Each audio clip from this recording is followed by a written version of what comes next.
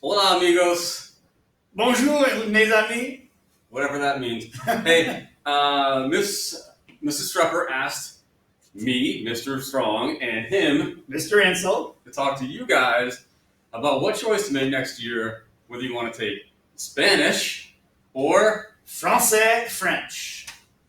I don't even know what he's saying. Yeah. Anyways, so we thought we would talk to you today as best we can. Usually we do this live, and it's much more interesting, but we'll give it a shot I today. play guitar. I'll bring the guitar usually, but He's the guitar guy, right? Not today. Great guitar player, sings a little too. But anyways, we want to talk to you guys about the decision you have to make whether to take French or Spanish. I'll let my colleague talk about French.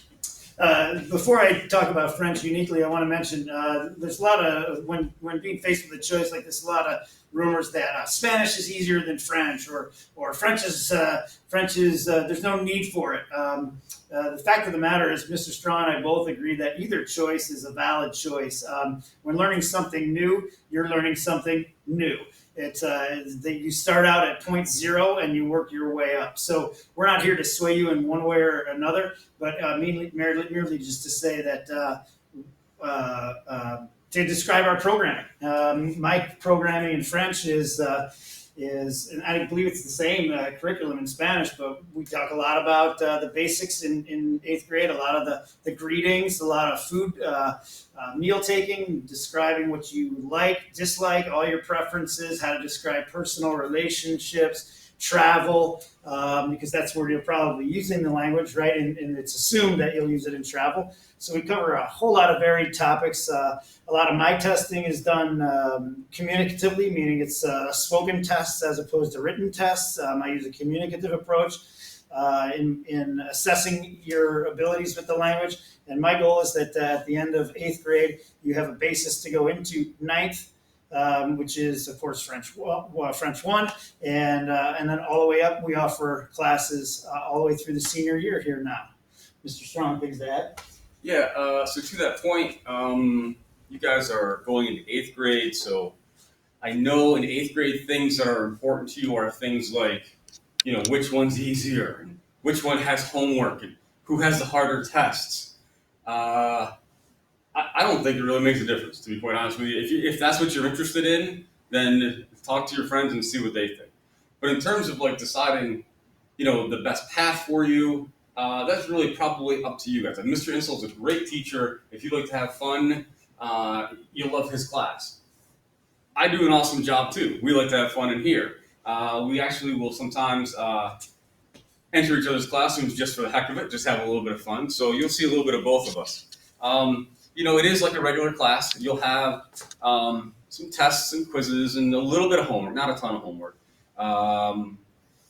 Mr. Insel kind of alluded to sort of the end of this, right? And this is where I'm going to suggest that you guys, in my humble opinion, because he's going to tell you that, he's used French in a lot of different ways. I've used Spanish in a lot of different ways. Just do the future you a favor and make a good choice here. All right? Do the future you a favor. When you get to the end of the road, if you get to the end of the road with us in terms of seniors, you can get college credit through SUNY Adirondack. We offer a class through Mr. Insel and through myself. You take it right here in school, and you can get 3 college credits for either French or Spanish as seniors. Additionally, I also teach Latin American Studies class with Mr. Conley, and that kind of dovetails nicely into the Spanish piece. But you don't have to take Spanish to take MOES. You can come from the French side of things too. Sometimes we actually, when we're not in COVID, we actually also take trips. People ask, geez, I want to go on a trip. Which one do I have to take to go on a trip? You can take either one to go on a trip.